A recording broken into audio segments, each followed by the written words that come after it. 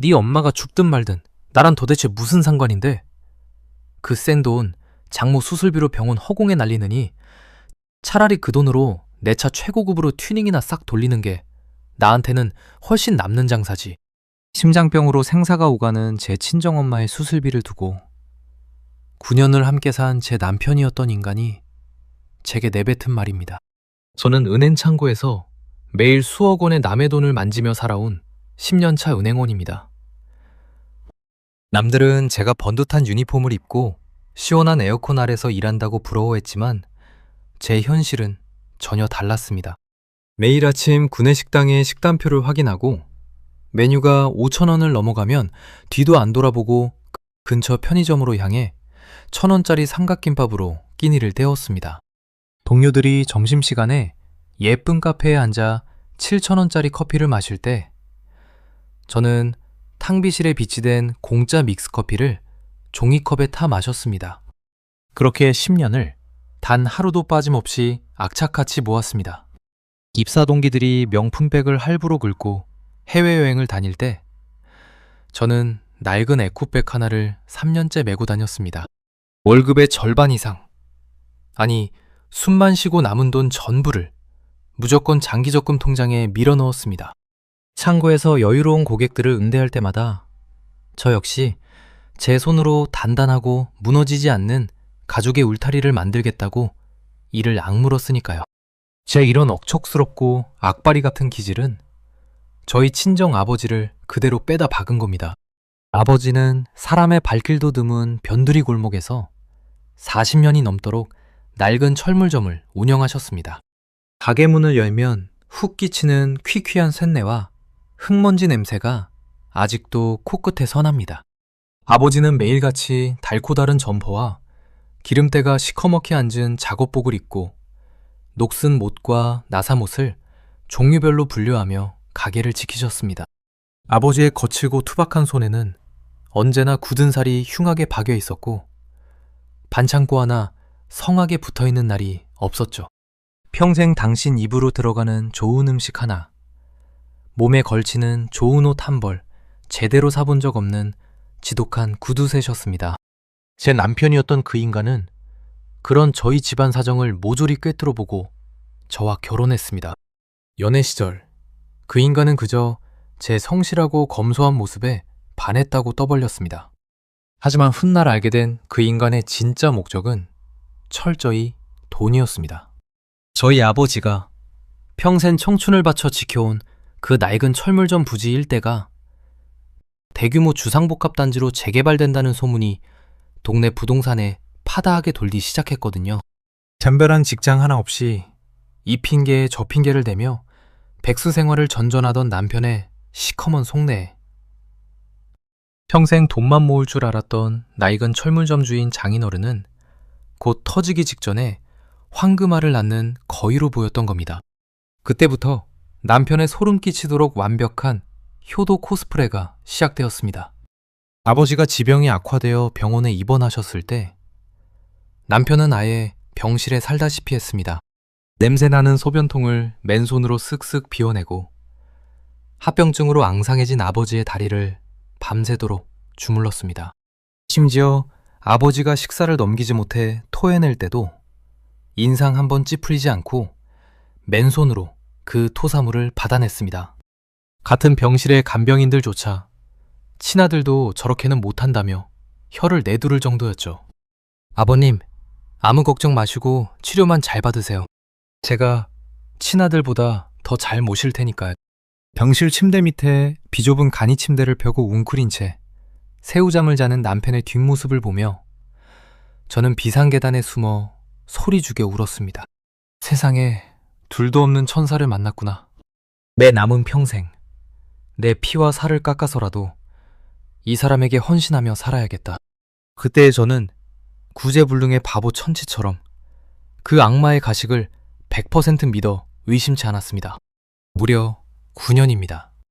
그 긴 시간 동안 그 인간은 저희 부모님 앞에서 완벽한 아들이자 헌신적인 남편의 가면을 쓰고 철저히 연기했습니다. 하지만 아버지의 병세는 차갑게 식어갔고 결국 제 손을 잡은 채 조용히 눈을 감으셨습니다. 하늘이 무너지는 슬픔에 제대로 서 있지도 못하는 저와 넋이 나간 친정엄마를 대신해 남편은 장례식장의 상주 자리를 굳건하게 지켰습니다. 까만 상복을 입고 조문객들을 맞이하며 연신 굵은 눈시울을 붉히더니 발인 날에는 아버지의 운구차를 부여잡고 바닥에 주저앉아 통곡을 하더군요. 아버님, 이렇게 가시면 어떡합니까? 하고 짐승처럼 울부짖는 모습에 친척들 모두 저런 사위가 대체 어디 있냐? 네가 시집 하나는 기가 막히게 잘 갔다며 제 손을 잡고 위로했습니다. 저 역시 남편에게 평생 목숨을 바쳐 갚아도 모자랄 큰 빚을 졌다고 다짐했습니다. 장례를 무사히 치르고 휑한 찬바람만 도는 친정집에 돌아왔을 때까지만 해도 저는 굳게 믿었습니다. 저희 가족이 이 끔찍한 슬픔을 딛고 다시 끈끈하게 뭉쳐 평화롭게 살아갈 거라고 말입니다. 하지만 그 장례식장에서 남편이 흘린 눈물이 장장 9년 동안 제 아버지의 땅과 돈을 노리고 철저하게 계산해온 역겨운 악어의 눈물이었다는 사실을 깨닫는 데는 그리 오랜 시간이 걸리지 않았습니다. 아버지의 유언장이 공개된 바로 그날부터 짐승만도 못한 그 인간의 끔찍한 민낯이 드러나기 시작했으니까요. 장례를 치르고 채 일주일도 지나지 않았을 무렵이었습니다. 저희 집 거실 식탁에 저와 친정엄마 그리고 남편이 무거운 침묵 속에 둘러앉았습니다. 아버지의 오랜 지인이셨던 김 변호사님이 조심스럽게 꺼내놓은 누런 서류봉투 하나 때문이었습니다. 변호사님이 헛기침을 한번 하시고는 아버지가 생전에 남기신 유언장을 천천히 읽어내려 가셨습니다. 고인의 뜻에 따라 40년 동안 운영해온 철물점 부지를 포함한 모든 부동산과 남은 예금 전액은 지역사회 소외계층을 위한 장학재단에 전액 환원하기로 명시되어 있습니다. 그 순간 거실에는 바늘 하나 떨어지는 소리조차 들릴 만큼 숨막히는 정적이 흘렀습니다. 저는 평생을 낡고 해진 작업복 한 벌로 버티며 이웃을 먼저 생각하셨던 아버지의 숭고한 결정에 가슴이 먹먹해져 조용히 눈물만 흘렸습니다. 친정엄마 역시 아버지다운 결정이라며 고개를 끄덕이셨죠. 그런데 제 옆자리에 앉아있던 남편의 숨소리가 짐승처럼 거칠어지기 시작했습니다. 고개를 돌려 그 인간의 얼굴을 본 순간 저는 제 두 눈을 의심했습니다. 불과 며칠 전 장례식장에서 아버님을 부르짖으며 바닥을 대굴대굴 구르던 그 애절한 사위의 얼굴은 온데간데 없었습니다. 대신 눈앞에서 수십억 원의 복권 당첨금을 도둑맞은 사람처럼 핏발선 눈으로 미간을 잔뜩 찌푸린 채 씩씩대고 있었으니까요. 아니 변호사님, 그게 지금 말이 됩니까? 전액 환원이라뇨. 장인어른이 치매라도 오셔서 정신이 온전치 못하실 때 함부로 쓴 거 아닙니까? 제가 장인어른 똥오줌 받아내며 밑 닦아드리고 버틴 세월이 무려 9년입니다. 내 청춘을 다 바친 9년이라고요. 그런데 가족한테 떨어지는 게 단 한 푼도 없다는 게 법적으로 말이 되냐고요. 남편은 주먹으로 식탁 유리가 깨질 듯이 콱 내리치며 악을 쓰였습니다. 친정엄마가 놀라 어깨를 움츠렸지만 그 인간의 눈에 장문은 안중에도 없었습니다. 변호사님이 엄격한 표정으로 이건 고인께서 정신이 명료하실 때 적법한 절차를 거쳐 완벽하게 공증된 서류입니다. 라고 선을 긋자 남편은 시근덕거리며 욕설을 지씹더니 거실 현관문이 부서져라 쾅 닫고 밖으로 나가버렸습니다.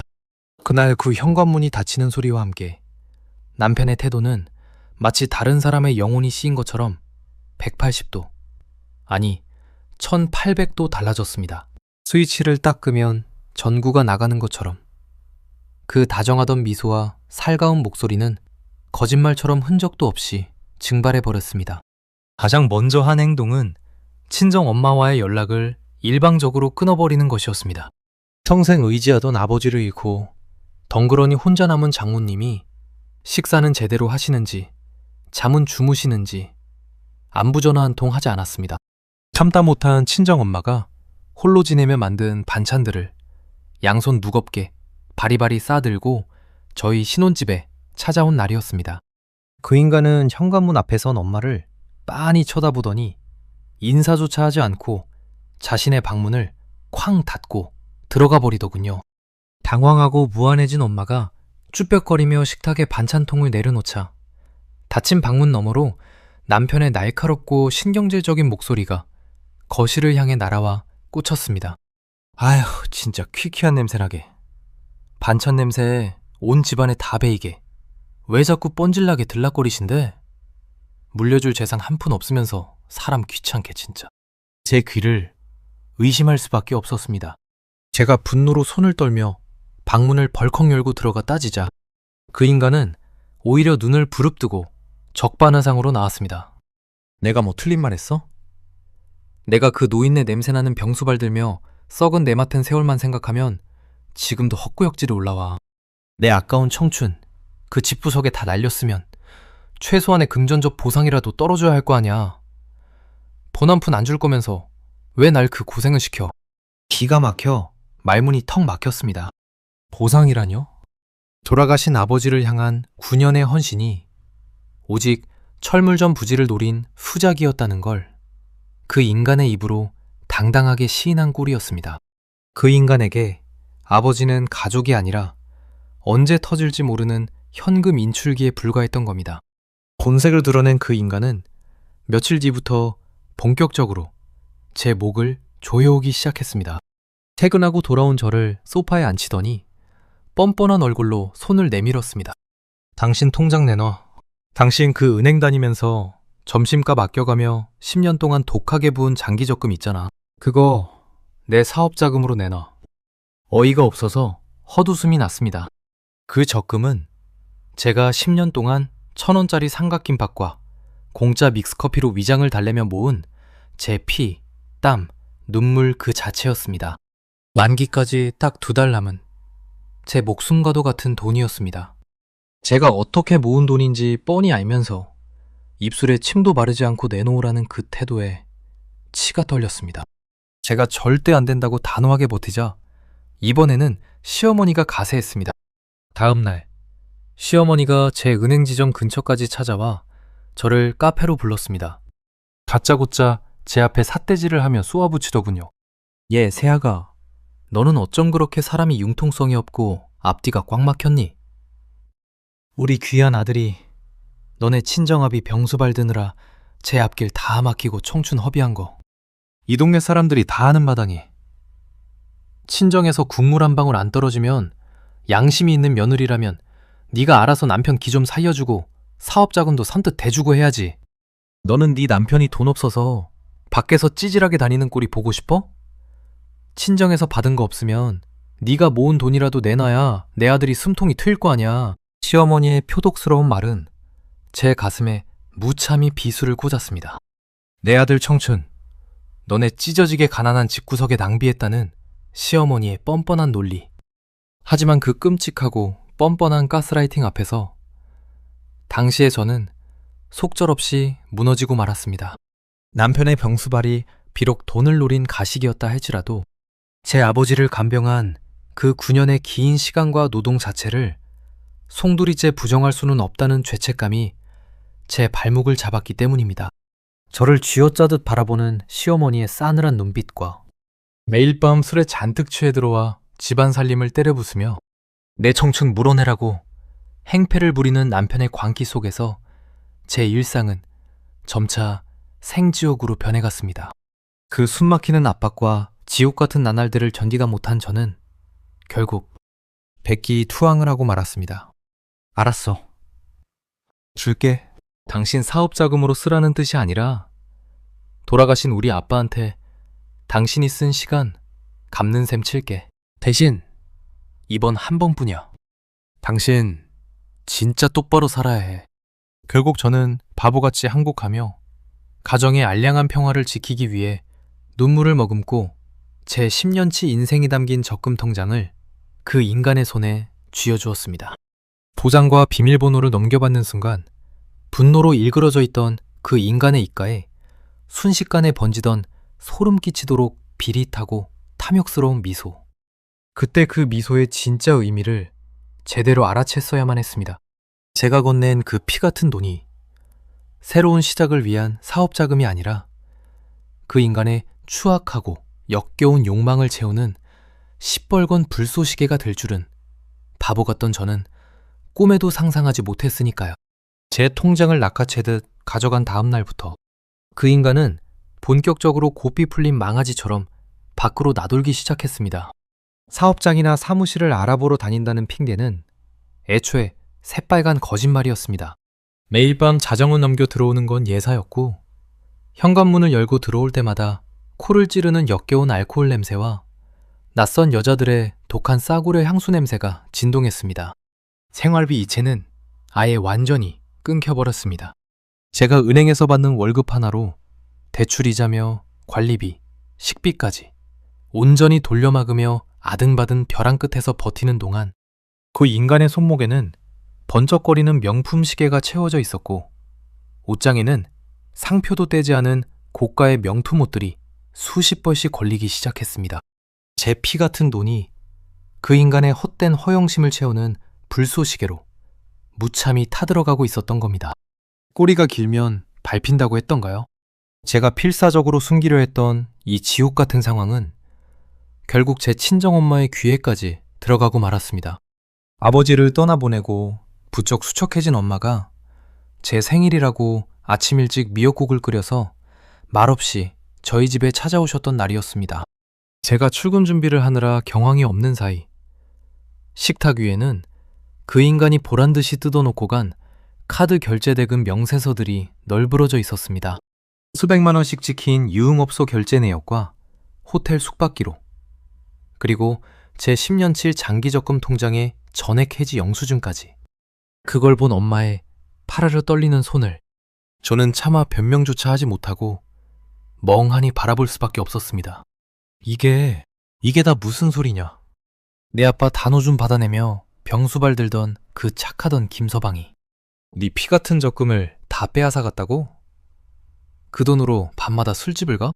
엄마는 그동안 사위가 자신을 철저히 차단하고 투명인간 취급했던 서름, 그리고 하나뿐인 딸의 전 재산을 갈취해 유흥비로 탕진하고 있다는 끔찍한 진실 앞에 온몸을 사시나무 떨듯 떠셨습니다.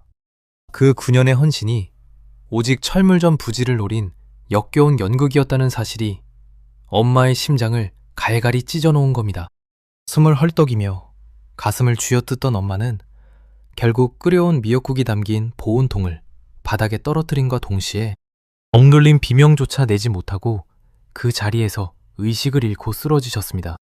구급차의 날카로운 사이렌 소리가 귓가를 때리던 그 끔찍한 시간들을 저는 아직도 생생히 기억합니다. 대학병원 응급실의 차가운 형광등 불빛 아래 엄마는 산소호흡기에 의지한 채 파리하게 질려 누워 계셨습니다. 코끝을 찌르는 소독약 냄새와 모니터의 불길한 기계음 소리가 제 숨통을 조여왔습니다. 진단명은 급성 심근경색. 극도의 스트레스와 배신감이 유발한 화병이 심장 혈관을 완전히 꽉 막아버린 겁니다. 응급실 당직의가 굳은 얼굴로 저를 호출했습니다. 환자분 상태가 매우 위중합니다. 당장 스텐트 시술과 관상동맥 우회 수술을 동시에 진행해야 합니다. 지체하면 오늘 밤을 넘기기 힘드실 수 있습니다. 당장 보호자 서명하시고 수술비 수납부터 진행해주세요. 그리고 제 손에 쥐어진 수술비 예상 청구서 3천만 원. 눈앞이 새하얘졌습니다. 신면을 안 먹고 안 입으며 모은 억대의 통장 잔고는 이미 그 인간에게 모든 걸 털린 후였습니다. 당장 제 손에 줄 수 있는 현금이라곤 월급 통장에 남은 몇십만 원이 전부였습니다. 은행 직원이라는 알량한 자존심도 다 버리고 동기들에게 미친 듯이 전화를 돌려봤지만 당장 그 큰 돈을 몇 시간 만에 융통하기란 불가능에 가까웠습니다. 선택의 여지가 없었습니다. 저는 덜덜 떨리는 손으로 그 인간에게 전화를 걸었습니다. 신호음은 길게 이어지다 매몰차게 끊어지기를 수십 번. 속이 타들어가다 못해 새카맣게 재가 될 것 같았습니다. 자존심이고 뭐고 다 버렸습니다.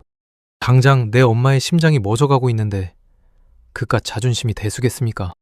여보, 제발 전화 좀 받아. 우리 엄마 지금 당장 심장 수술 안 하면 돌아가신대. 나한테 가져간 내 적금. 그 돈에서 딱 4천만 원만. 아니, 수술비만 제발 먼저 돌려줘. 내가 평생 당신 노예로 살면서 뼈 빠지게 벌어서 다 다시 채워놓을게. 제발 우리 엄마 목숨 좀 살려줘. 문자와 음성 메시지를 수백 통 남기며 차가운 병원 복도 바닥에 무릎을 꿇고 주저앉아 짐승처럼 울부짖었습니다. 내 돈을 빼앗아간 도둑에게 내 엄마를 살려달라고 구걸해야 하는 이 비참하고 끔찍한 현실에 피눈물이 흘렀습니다. 하지만 제 처절한 절규는 응답없는 허공을 맴돌 뿐이었습니다. 엄마의 병실 모니터에서 불규칙한 심장 박동음이 위태롭게 울려 퍼지는 그 피말리는 밤. 제 남편이라는 작자는 끝끝내 병원에 나타나지 않았습니다. 피말리는 밤이 지나고 새벽 4시가 되도록 그 인간은 끝내 병원에 코빼기도 비치지 않았습니다. 단장 보호자 서명과 수납 보증이 있어야 수술방을 잡을 수 있다는 원무과 직원의 말에 저는 넋이 나간 몰골로 병원 문을 박차고 나와 집으로 달려갔습니다. 현관문 도어락을 누르는 손이 사시나무 떨리듯 떨렸습니다. 집안은 칠흑같이 어두웠습니다. 소파에 주저앉아 뜬 눈으로 얼마나 기다렸을까요? 동이 틀 무렵인 새벽 아그시. 도어락 열리는 소리와 함께 비틀거리며 현관문을 열고 들어오는 인기척이 들렸습니다. 숨이 턱 막히는 독한 양주 냄새와 역겨운 싸구려 향수 냄새가 훅 끼쳐왔습니다.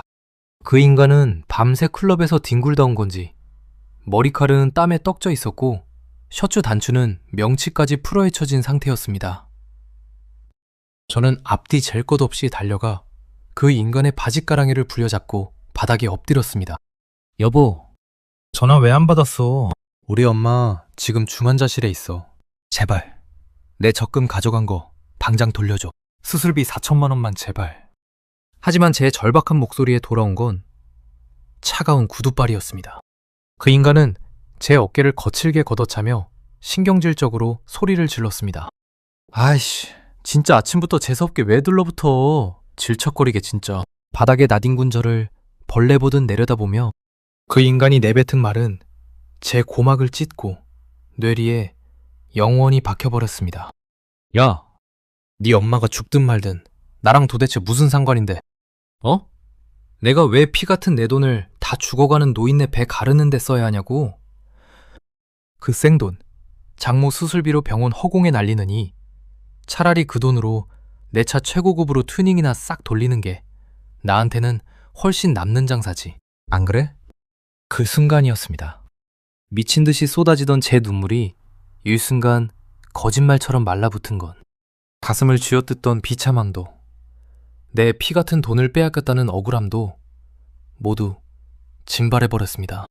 대신 그 자리에 아주 차갑고 날선 이성이 칼날처럼 솟구쳐 올랐습니다. 그 인간은 자기 분에 못 이겨 안방 침대에 쓰러지듯 엎어지더니 1분도 채 안 돼 코를 골며 골아 떨어졌습니다. 저는 바닥에 쓰러진 채로 조용히 몸을 일으켰습니다. 눈물 한 방울 나지 않았습니다. 저는 소리 없이 거실 탁자 위에 놓인 그 인간의 차키와 지갑을 챙겨 들고 지하 주차장으로 내려갔습니다.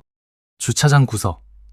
그 인간이 새로 뽑은 새카만 외제차가 위협적으로 서 있었습니다. 바퀴 휠부터 배기구까지 불법 튜닝으로 덕지덕지 치장된 그 차는 제가 10년 동안 1,000원짜리 삼각김밥을 씹어 삼키며 모았던 제 청춘의 무덤이나 다름없었습니다. 차 문을 열고 들어가 주저없이 블랙박스 SD카드를 뽑았습니다. 그리고 조수석 서랍을 열어 구겨져 처박힌 영수증 뭉치들을 모조리 긁어 모았습니다. 차 안의 공기는 차가웠지만 제 머릿속은 놀랍도록 맑고 명료했습니다. 노트북에 SD카드를 꽂고 재생 버튼을 누른 순간 모니터 화면 위로 펼쳐진 진실은 제 마지막 남은 인류에 마저 산산조각냈습니다.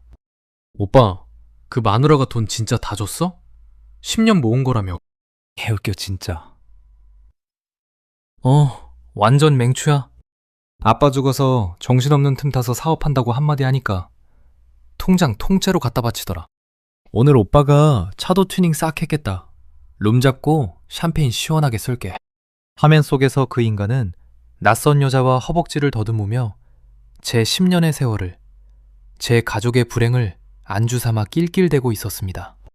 블랙박스 기록에는 유흥업소를 제 집 드나들 듯한 영상과 모텔 주차장으로 들어가는 장면들이 고화질로 낱낱이 기록되어 있었습니다.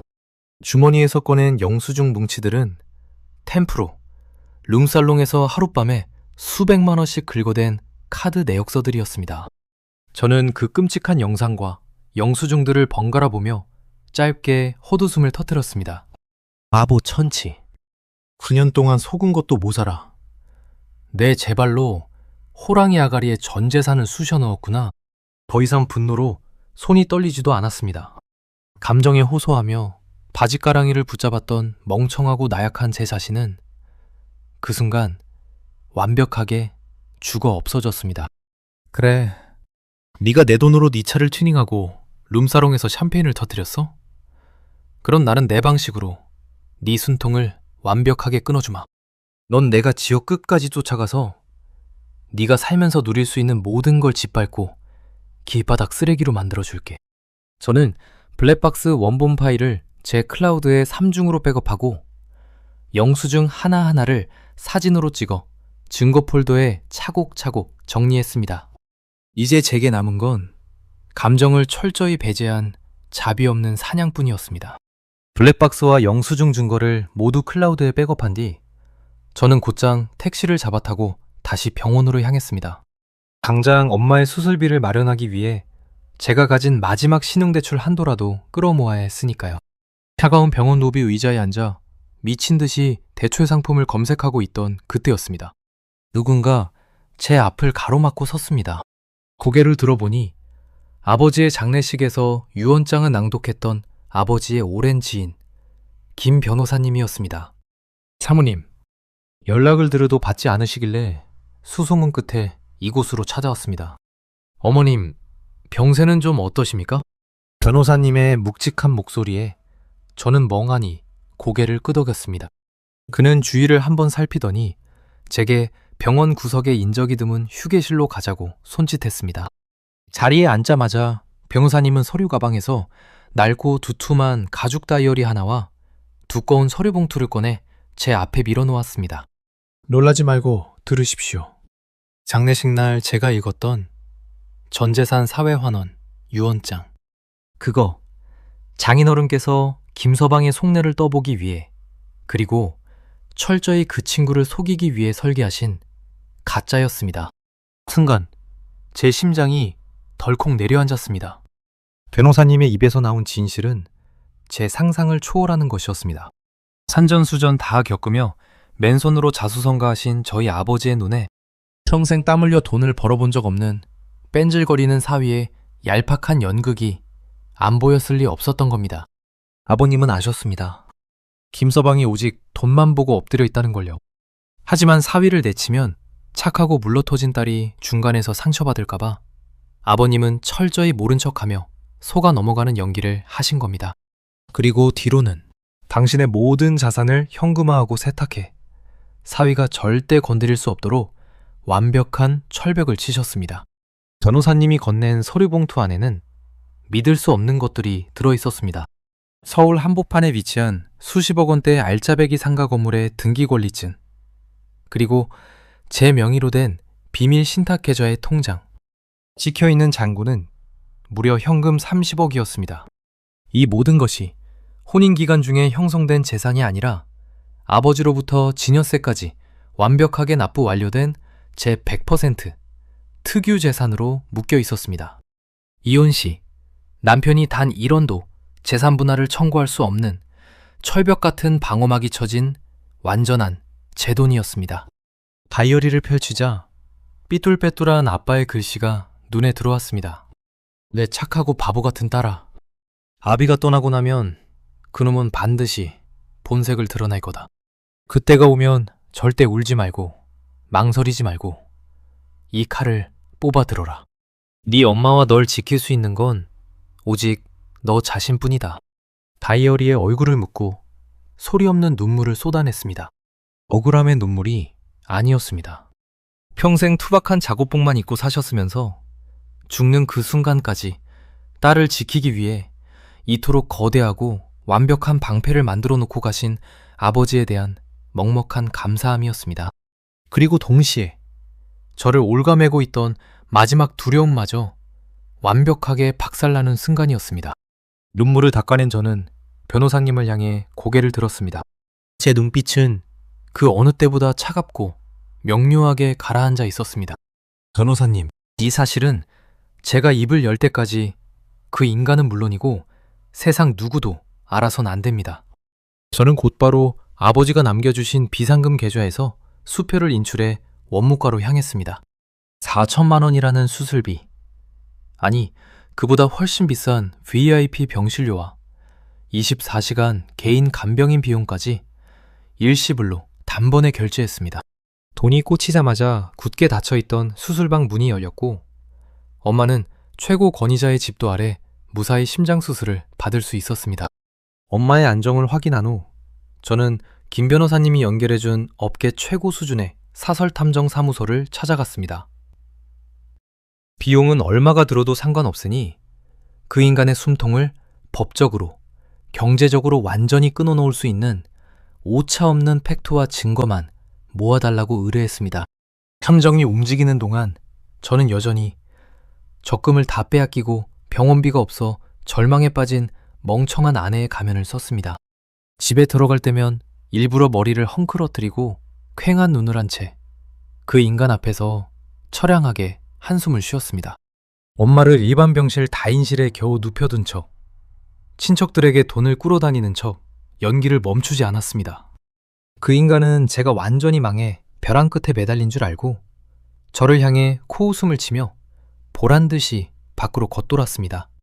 그 인간이 안심하고 룸살롱에서 여자들과 뒹굴며 제 적금 통장에 남은 잔고를 신나게 탕진하는 동안 제 손에는 그가 내연녀와 모텔에 드나드는 고화질 사진, 유흥업소 법인카드 깡내역, 심지어 제 명의의 서류를 위조해 사채까지 끌어쓰려던 사문서 위조 정황까지 아주 차갑고 날카롭고 치명적인 법적 증거들이 매일매일 차곡차곡 쌓여가고 있었습니다. 이제 판은 완벽하게 뒤집혔습니다. 제 손에는 아버지가 쥐어주신 수십억의 자본이라는 강력한 무기가 있었고 남편이라는 작자의 목줄은 이미 제 손아귀에 꽉 쥐어져 있었습니다. 저는 그 인간이 가장 방심한 순간에 가장 비참하게 추락할 수 있도록 아주 영리하고 은밀하게 덫을 짜기 시작했습니다.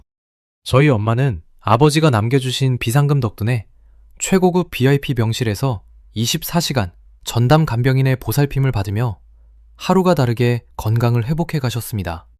물론 그 인간에게는 철저히 비밀로 붙인 채 말이죠. 저는 여전히 퇴근하면 후줄근한 옷차림으로 집에 들어가 병원비 독촉에 시달리는 가난하고 절망적인 아내의 연기를 완벽하게 해냈습니다. 그 인간은 제가 코너에 몰려 숨통이 끊어지기 직전인 줄 알고 제 앞에서 보란듯이 콧노래를 부르며 룸살롱으로 출근 도장을 찍었습니다. 그렇게 정확히 보름이 지난 어느 날 밤이었습니다. 제 핸드폰 화면에 그 인간의 이름이 떴습니다. 밤무대나 클럽에서 뒹굴 시간이니 평소 같으면 절대 오지 않을 전화였죠. 전화를 받자마자 수화기 너머로 사시나무 떨리듯 벌벌 떠는 그 인간의 목소리가 들려왔습니다. 여보, 나 지금 대학병원 응급실인데 어머니가 갑자기 쓰러지셨어. 뇌경색이래. 참으로 기가 막힌 타이밍이었습니다. 하늘이 저에게 완벽한 복수의 무대를 깔아주기 위해 치밀하게 짠 대본 같았으니까요. 저는 속으로 차가운 미소를 삼키며 겉으로는 다급한 척 허겁지겁 택시를 타고 응급실로 향했습니다. 응급실 로비에 도착하자 평소 빳빳하게 고개를 쳐들고 저를 벌레 보듯 무시하던 그 인간이 넋이 나간 얼굴로 쪼그려 앉아 있었습니다. 의사의 소견은 절망적이었습니다. 급성 뇌경색, 골든타임을 놓쳐 우측 편마비가 강하게 의심되며 당장 응급수술을 하더라도 장기간의 입원과 재활이 불가피하다는 청천벽력 같은 선고였습니다. 진짜 문제는 수술비와 입원비였습니다. 원무과 직원이 태블릿을 들고 와 중간 정상금과 수술 보증금을 요구하자 그 인간의 얼굴이 백지장처럼 질려버렸습니다. 평소 어머니는 입버릇처럼 말씀하셨죠. 병원 좋은 일 시킬 일 있냐? 다치면 내 생돈 나가는 거고 안 다치면 보험사 배불리는 건데 내가 왜 매달 그 아까운 돈을 갖다 바쳐? 그 지독한 짠돌이 근성 때문에 어머니 명의로 된 그 흔한 실비보험 하나, 생명보험 하나 없었던 겁니다. 100% 전액 현금으로 그 어마어마한 병원비를 감당해야 하는 상황.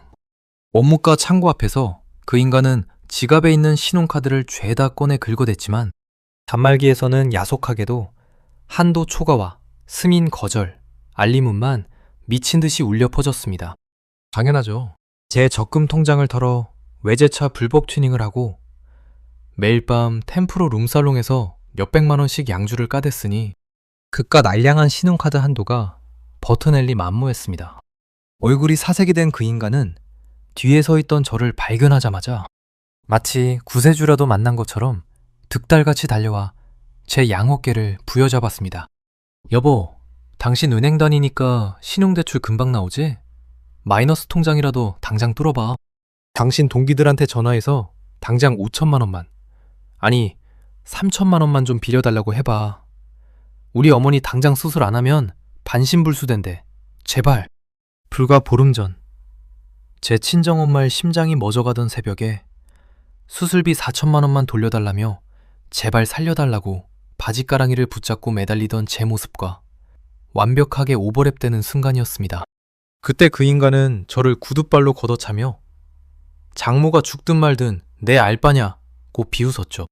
저는 제 어깨를 부여잡은 그 인간의 손을 아주 천천히 그러나 단호하게 뿌리쳤습니다. 그리고 눈물 한 방울 없는 싸늘하고 건조한 눈빛으로 그를 똑바로 쳐다보며 말했습니다. 대출? 내가 무슨 한도가 남아서 대출을 받아? 내 10년치 장기 적금.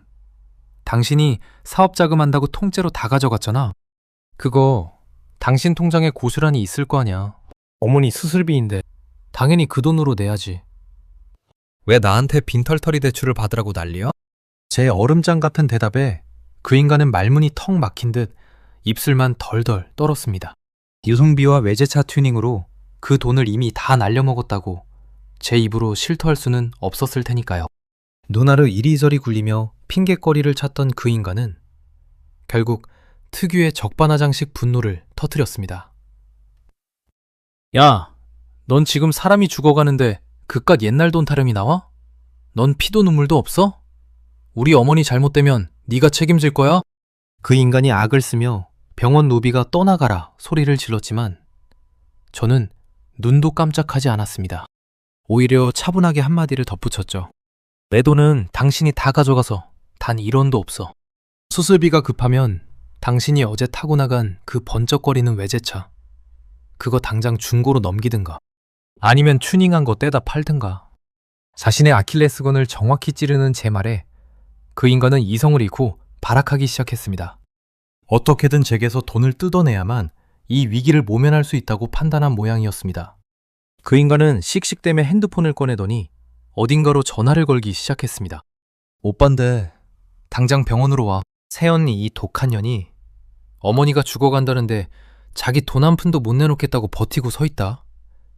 어? 큰 고모도 좀 모시고 당장 와. 그 인간은 아가씨와 시가 친척들을 몽땅 병원으로 불러 모아 다구리를 쳐서라도 제 한국을 받아낼 심산이었습니다. 통화를 마친 후 저를 노려보는 그 인간의 눈빛에는 친척들 다 모이면 너 하나 매장하는 건 일도 아니다 라는 비열한 승리감이 번뜩이고 있었습니다. 하지만 그 멍청한 인간은 꿈에도 모르고 있었습니다. 자기가 방금 건 그 전화가 며느리를 압박하기 위한 지원군 요청이 아니라 자기 자신의 추악한 만행을 낱낱이 공개 처형할 관객들을 스스로 불러 모은 꼴이라는 것을요.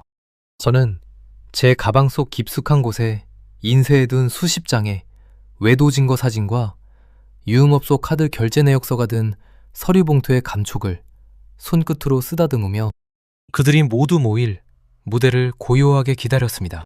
1시간쯤 지났을까요? 병원 로비 회전문이 다급하게 돌아가더니 숨을 헐떡이며 아가씨와 큰 고모를 비롯한 시가 식구들이 우르르 몰려들어왔습니다. 그 인간은 구원군이라도 만난 듯 용수철처럼 튀어나가 친척들 앞에 무릎을 꿇고 고추져 앉았습니다. 그러고는 두 손으로 얼굴을 감싸쥐고 세상에서 가장 불쌍한 효자인 척 가짜 눈물을 짜내기 시작하더군요. 고모, 우리 엄마 지금 수술 못하면 당장 식물인간 된대요. 근데 저 독한 년이, 저 피도 눈물도 없는 년이 지 통장에 돈 쌓아놓고도 우리 엄마 병원비로 단돈 10원도 못 내놓겠다고 버티고 서 있어요.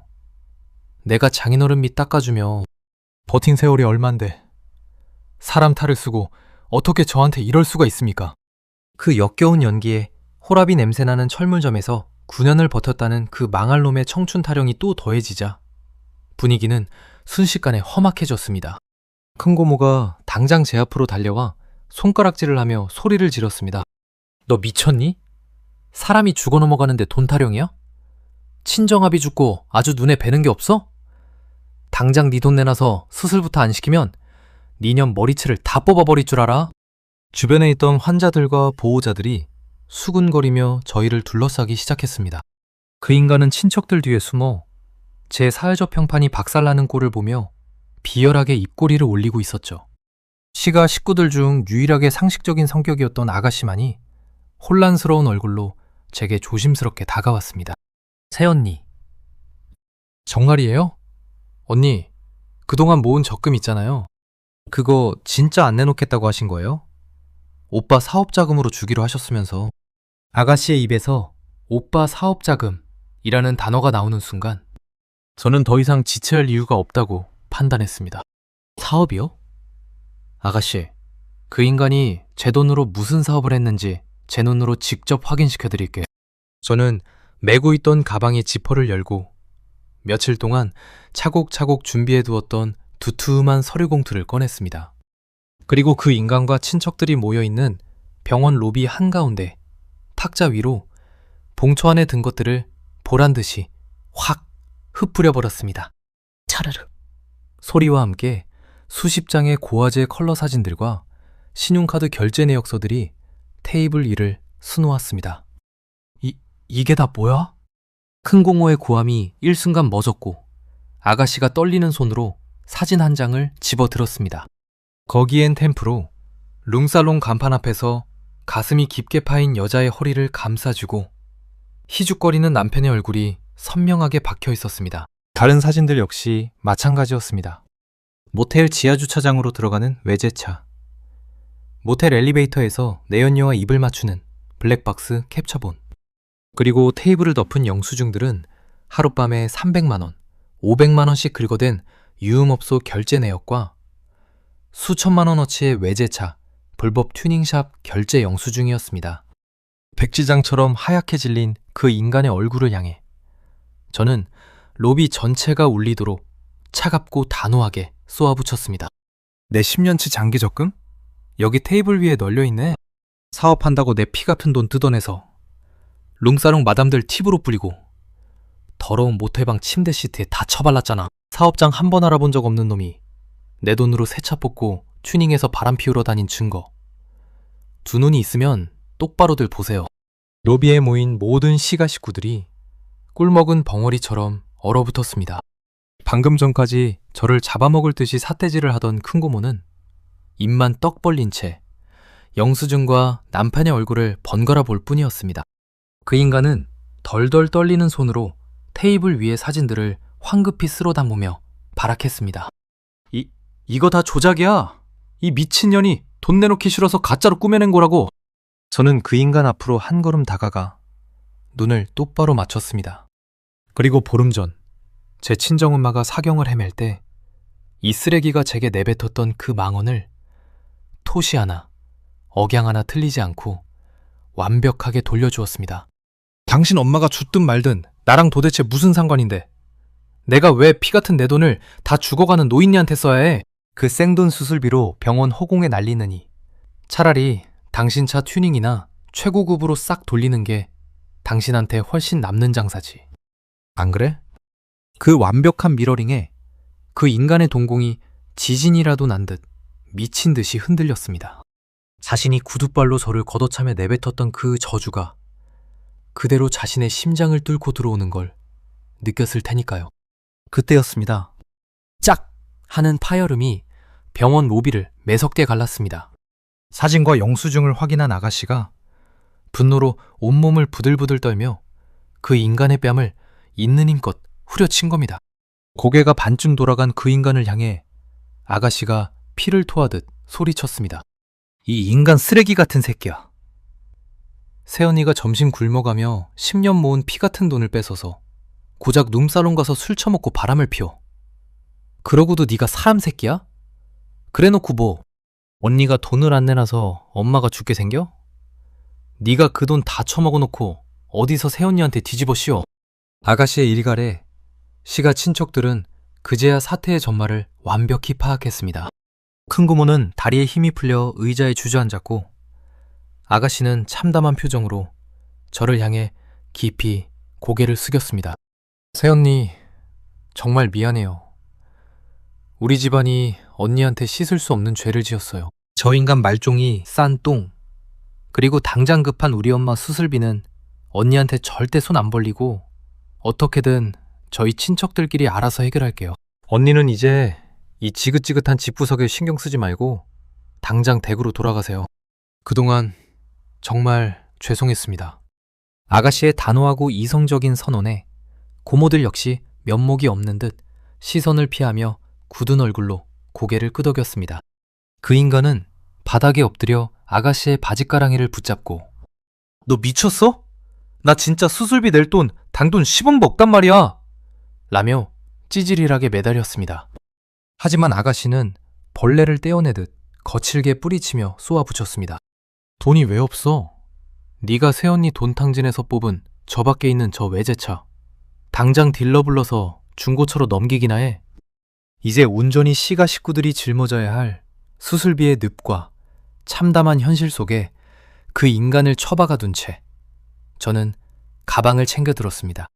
더 이상 제가 얽힐 이유가 완벽하게 사라진 그 병원 로비를 저는 단 한 번의 뒤돌아봄도 없이 아주 가볍고 홀가분한 발걸음으로 빠져나왔습니다. 병원 문을 나서자마자 제 폐부를 채우던 서늘하고 맑은 밤 공기를 저는 평생 잊지 못할 겁니다. 그년이라는 긴 시간 동안 제 목을 옥죄고 있던 역겨운 가식과 기만의 사슬이 완벽하게 끊어져 나간 참으로 홀가분한 순간이었으니까요. 다음 날 아침 저는 은행에 연차를 내고 곧장 가정법원으로 향했습니다. 김 변호사님과 사설탐정이 완벽하게 수집해둔 증거자료들을 바탕으로 단 한치의 망설임 없이 이혼 소장과 재산 가압류 신청서를 접수했습니다. 소송은 두말할 필요도 없이 제 압도적인 승리였습니다. 그 인간은 어떻게든 위자료를 깎아보려고 빚을 내어 변호사를 선임해 발악했지만 제 손에 쥐어진 객관적인 팩트 앞에서는 추잡한 변명에 불과했습니다. 고화질 외도 사진과 블랙박스 영상, 그리고 유흥업소 법인카드 결제 내역과 내연녀와 주고받은 메신저 기록까지 재판부는 그 인간의 유책 사유를 100% 인정하여 외도 위자료 3천만 원 지급은 물론이고 제게서 사기치듯 갈취해간 장기적금 원금 전액을 반환하라는 판결을 내렸습니다. 재판 과정에서 가장 볼만했던 건 재산분할 판결이 나오던 날이었습니다. 그 인간은 자기가 9년 동안 장인어른 병수발을 들며 가정에 기여한 바가 있으니 현재 저희가 살고 있는 신혼 아파트 지분의 절반을 떼어달라고 철면피처럼 요구하더군요. 하지만 그 신혼집은 아버지가 제 이름으로 100% 현금을 주고 사주신 저만의 특유 재산이었습니다. 김 변호사님이 아버지가 증여세를 완벽하게 납부했던 영수증과 자금 출처 소명 자료를 재판장에게 제출하자 그 인간의 헛된 희망은 그 자리에서 산산조각이 났습니다. 재산 분할 비율 100대 0. 그 인간이 9년의 연기 끝에 가져갈 수 있는 돈은 단 1원도 없었습니다. 최종 승소 판결이 확정되던 날, 저는 즉시 아파트 현관문 도어락 비밀번호를 바꿨습니다. 그리고 그 인간이 할부로 긁어모은 허접한 명품 옷가지들과 가짜 시계들을 모조리 100리터짜리 쓰레기 종량제 봉투 3개에 처박아 현관문 밖에 내동댕이 쳤습니다. 빈털터리가 되어 오갈 데가 없어진 그 인간이 밤늦게 찾아와 문을 두드리며 제발 한 번만 살려달라고 짐승처럼 울부짖었지만 저는 문을 열어주는 대신 주거침입으로 경찰에 신고해버렸습니다. 출동한 경찰의 손에 이끌려 자기 짐이 담긴 쓰레기 봉투를 양손에 쥐고 질질 끌려가던 그 찌질한 뒷모습이 제가 본 그 인간의 마지막이었습니다. 건너 들려오는 그 인간의 소식은 참으로 인과응보 그 자체였습니다. 아가씨의 이성적인 대처대로 시가 식구들은 병원비 지원을 일절 끊어버렸고 그 인간은 어머니의 수술비를 대기 위해 불법 튜닝으로 떡칠했던 그 애지중지하던 외제차를 헐값에 중고 딜러에게 넘겨야만 했습니다. 튜닝비는 고사하고 딜러에게 감가상각을 두드려 맞아 산 가격의 반토막도 건지지 못했죠. 하지만 그걸로는 턱없이 부족했습니다. 룸살롱 마담들에게 뿌린 돈과 무분별한 카드 빚이 눈덩이처럼 불어나 있었고 제게 갚아야 할 위자료와 적금 반환금까지 덮치면서 결국 파산 직전에 신용불량자로 전락하고 말았습니다. 이제 그 인간은 매일 새벽 인력시장에 나가 시멘트 포대를 나르는 막노동판을 전전하고 밤에는 오토바이 배달을 뛰며 하루 벌어 하루 먹고 사는 밑바닥 인생을 살고 있다고 합니다. 뇌경색으로 우측 편마비가 온 시어머니는 쾌적한 재활병원은 꿈도 꾸지 못한 채 소독약과 땀냄새가 찌든 값싼 8인실 병실에 덩그러니 누워 계십니다. 그마저도 병원비가 밀려 언제 길거리로 나앉을지 모르는 처지라더군요. 평생 실비보험 하나 안 들고 며느리 피를 빨아먹으려던 분이 가장 돈이 없는 아들의 혹독한 짐덩어리가 되어 비참한 말년을 보내고 계신 겁니다. 반면 저와 친정엄마의 삶은 완전히 달라졌습니다. 저는 더 이상 점심값을 아끼기 위해 편의점 삼각김밥을 삼키지 않습니다. 아버지가 남겨주신 알짜배기 상가 건물의 명의를 온전히 제 앞으로 이전했고 매달 꽂히는 넉넉한 임대 수익 덕분에 10년간 다녔던 은행도 홀가분한 마음으로 퇴사했습니다. 이제는 제 상가 건물 맨 위층 펜트하우스에서 친정엄마와 단둘이 여유로운 일상을 즐기고 있습니다. 오늘은 엄마와 함께 모처럼 아버지가 계신 납골당에 다녀왔습니다. 아버지의 비상금 덕분에 최고급 VIP 병실에서 수술을 받고 무사히 회복하신 엄마의 얼굴에는 이제 병색이라곤 찾아볼 수 없이 평안한 미소만 가득합니다. 아버지의 유골함 앞에 하얀 국화꽃을 내려놓으며 저는 마음속으로 깊은 인사를 건넸습니다. 아빠! 아빠가 마지막까지 쳐주신 그 크고 단단한 울타리 덕분에 저와 엄마는 이제 아무 걱정 없이 행복해요. 바보같이 남한테 헌신만 하던 바보 딸내미는 이제 세상에서 제일 냉정하고 강한 사람이 됐어요. 다 아빠 덕분이에요. 정말 고맙고 사랑해요. 제게 닥쳤던 그 끔찍한 배신과 불행은 어쩌면 제 삶의 진짜 가치와 제 자신을 지키는 방법을 깨우쳐주기 위해 아버지가 하늘에서 내린 마지막 처방전이었는지도 모릅니다. 창문 밖으로 불어오는 따스한 봄바람을 맞으며 저는 오늘 엄마와 함께 아버지가 생전에 가장 좋아하셨던 평양냉면을 먹으러 갈 참입니다. 제 기구하고도 통쾌한 사연을 끝까지 들어주신 여러분의 앞날에도 늘 객관적인 진실과 평화로운 봄날만이 가득하시기를 진심으로 바랍니다.